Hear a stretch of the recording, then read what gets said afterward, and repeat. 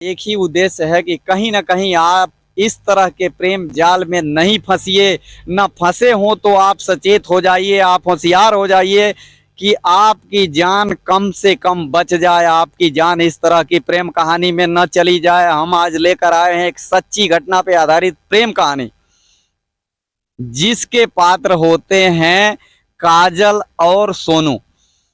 काजल का उम्र होता है 19 साल और सोनू का उम्र होता है 17 साल। दोनों के उम्र में 2 साल का अंतर होता है और दोनों एक साथ पले बड़े होते हैं। ये घटना हम आपको दिखा रहे हैं बिहार में बेल्दी थाना अंतर्गत चंद्रपुरा ग्राम की घटना है, जहां सोनू अपने ननिहाल में अपने नाना के यहाँ रह कर पढ़ाई लिखाई करता है। जन्म से ही सोनू अपने नाना के यहाँ रहता है और ठीक सोनू के नाना के घर के दीवार के बगल वाली घर काजल का होता है। दोनों एक साथ पले बड़े होते हैं और एक ही स्कूल में दोनों पढ़ते हैं, लिखते हैं, आते हैं, जाते हैं, साथ में खाते हैं, पीते हैं।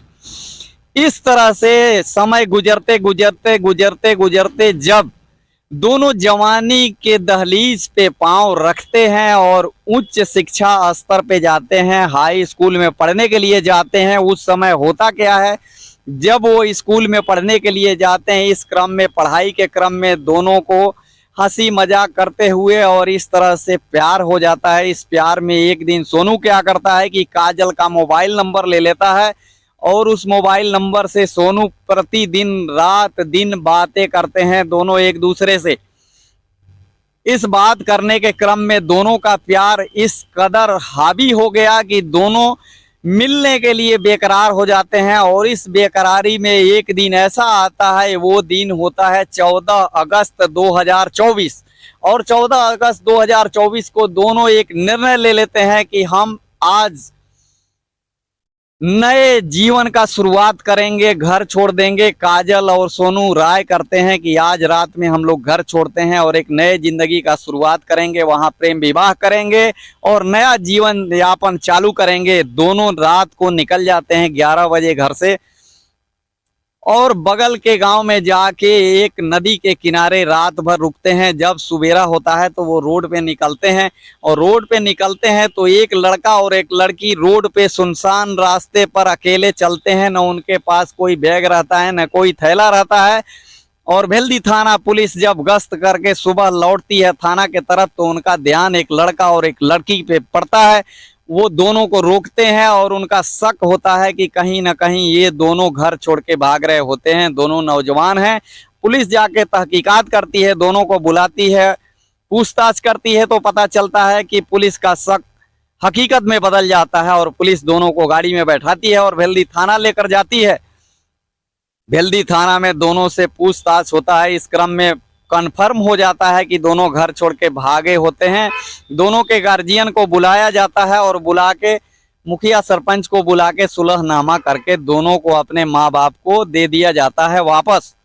सोनू अपने घर चला जाता है। सोनू के ननिहाल से 11 किलोमीटर दूर उसका घर रहता है और काजल अपने घर पहुंच जाती है। दोनों के गार्जियन समझाते हैं, बुझाते हैं, लेकिन अंततः दोनों फिर ये निर्णय लेते हैं कि नहीं, अब हम ऐसा गलती नहीं करेंगे। और काजल के गार्जियन और काजल उसमें संलिप्त होती है, एक साजिश रचते हैं। उस साजिश के तहत सोनू का जान लेने के, हत्या करने का प्रयास ये लोग करते हैं कि हम हत्या करेंगे। और इस तरह का जाल बुन के और काजल से रात में 10:30 बजे 15 अगस्त 2024 को फोन कराया जाता है कि काजल तुम सोनू को फोन करो। और काजल सोनू को फोन करती है कि सोनू आज तुम रात में हमसे मिलने आओ, हम रात भर मिलेंगे, घर के दरवाजे के बाहर हम पलानी में सोएंगे और पूरी रात हम लोग मिलेंगे।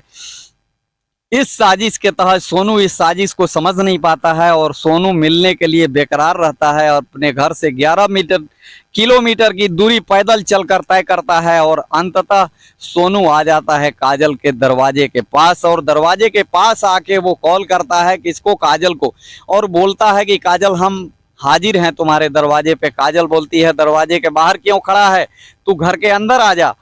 और साजिशकार पहले से काजल के घर के अंदर घात लगाकर बैठे हुए होते हैं।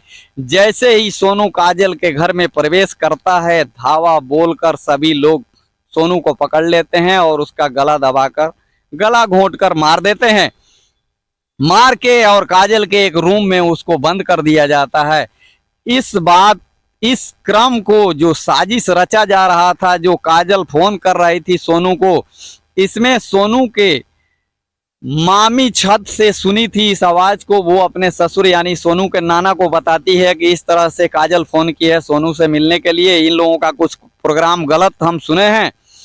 सोनू के नाना मुखिया के पास जाते हैं, बोलते हैं पुलिस को बुलाइए, सोनू मिलने के लिए आया है और इन लोगों का प्रोग्राम इस तरह से रचा गया है कि सोनू का ये लोग हत्या करना चाहते हैं।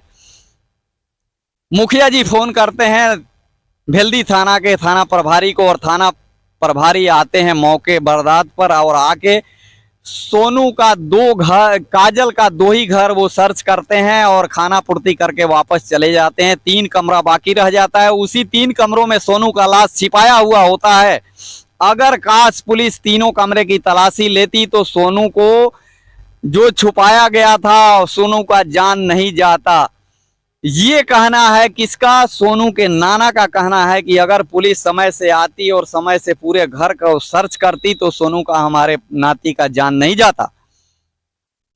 अंत में क्या होता है कि ये लोग उसका गला घोंटकर और रात को 12:30 बजे सोनू के नाना के घर के सामने लीची के पेड़ में, ये है लीची का पेड़, हम आपको दिखाना चाहते हैं। लीची के पेड़ के अंदर काजल के ही दुपट्टे से उसको फांसी लगाकर टांग दिया जाता है। जब सवेरा होता है तो सोनू के नाना शौच करने के लिए उस लीची के पेड़ के पास पहुंचते हैं और जैसे ही पहुंचते हैं, शौच करने के लिए बैठते हैं, उनका निगाह पड़ता है सोनू का लाश जो लीची के पेड़ में टंगा हुआ होता है। उसमें जब देखते हैं तो बेहोश की के हालत में हो जाते हैं, बेहोश हो जाते हैं। कुछ देर के बाद जब उनका आंख खुलता है तो चिल्लाना चालू करते हैं। आस पड़ोस के गांव के लोग एकत्रित होते हैं और इकट्ठा हो करके और पुलिस को फोन करते हैं। उस समय भेल्दी थाना पुलिस वहां पहुंचती है और सारण डीएसपी, सारण एसपी सब लोग पहुंचते हैं और पहुंच के सोनू के लाश को उतारा जाता है और उतार के पोस्टमार्टम के लिए भेज दिया जाता है। जब लाश का पोस्टमार्टम होता है तो उसमें पाया जाता है कि सोनू का गला घोंटकर हत्या किया गया है।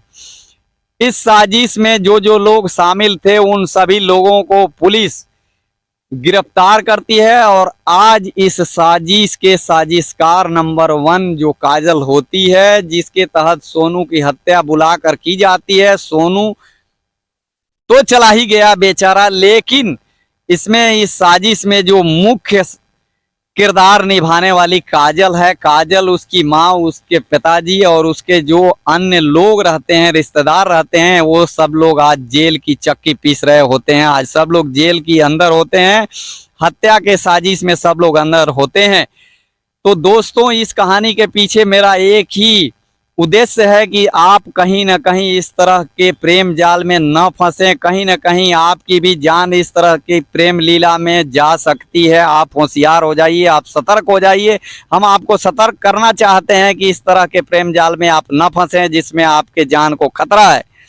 इस खतरे को देखते हुए कमेंट में, आप कमेंट बॉक्स में हमको जरूर बताएं ये कहानी आपको कैसी लगी। आप देख रहे हैं क्यू भारत न्यूज। नमस्कार।